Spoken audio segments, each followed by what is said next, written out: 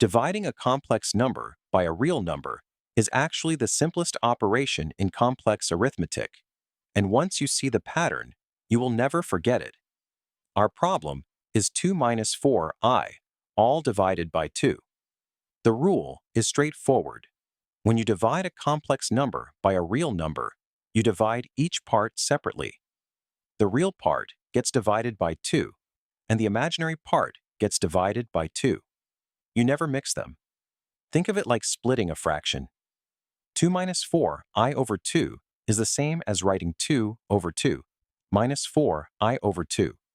We just separated the numerator into two individual fractions. Now we simplify each one. 2 over 2 equals 1. That is our real part. Negative 4i over 2 equals negative 2i. That is our imaginary part. Now we write the answer in standard a plus bi form. 1 minus 2i. That is it. Real part 1, imaginary part, negative 2. The key rule to remember: divide a complex number by a real number by splitting it into two fractions and simplifying each part separately. Never divide the real and imaginary parts into each other.